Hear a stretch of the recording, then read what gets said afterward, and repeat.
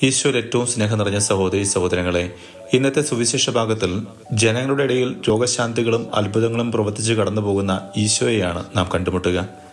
അധികാരത്തോടു കൂടിയുള്ള ഈശോയുടെ പ്രബോധനങ്ങൾ ക്രമേണ അധികാരത്തോടു കൂടിയുള്ള പ്രവർത്തനങ്ങളായി മാറുന്നു. സ്വർഗീയ പിതാവുമായുള്ള നിരന്തര സമ്പർക്കത്തിലൂടെയാണ് ഈശോയ്ക്ക് ഈ കാര്യങ്ങളെല്ലാം ചെയ്യുവാനുള്ള ശക്തിയും അധികാരവും ലഭിച്ചത്. മർക്കോസിന്റെ സുവിശേഷം 1-ാം അധ്യായം 35-ാം തിരുവചനം ഇപ്രകാരമാണ്: അതിരാവിലെ അവൻ ഉണർന്ന് ഒരു വിജന സ്ഥലത്തേക്ക് പോയി. അവിടെ അവൻ പ്രാർത്ഥിച്ചുകൊണ്ടിരുന്നു. പ്രിയപ്പെട്ടവരെ, ഈ തിരുവചനത്തിലൂടെ ഈശോനാഥൻ പ്രാർത്ഥനയുടെ ആവശ്യകതയെപ്പറ്റിയാണ് നമ്മെ പഠിപ്പിക്കുക. ദൈവപിതാവുമായുള്ള സ്നേഹ സംഭാഷണത്തിൽ ഏർപ്പെട്ട ഈശോ തന്നെയാണ് നമുക്കെല്ലാവർക്കും ഏറ്റവും വലിയ മാതൃക. ഈശോയുടെ ദൗത്യം ഇന്ന് തുടർന്നുകൊണ്ടു പോകേണ്ടത് നമ്മുടെ ഓരോരുത്തരുടെയും കടമയാണ്.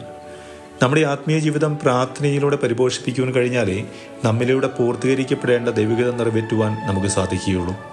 നമ്മെക്കുറിച്ചുള്ള ദൈവിക പദ്ധതി തിരിച്ചറിഞ്ഞ് അതിനോട് സഹകരിക്കുവാനും പൂർത്തീകരിക്കുവാനുള്ള ശക്തിയും കൃപയും പ്രാർത്ഥനയിലൂടെ നമുക്ക് സ്വന്തമാക്കാം.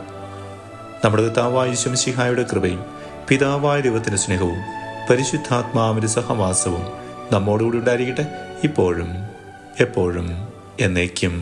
ആമേൻ.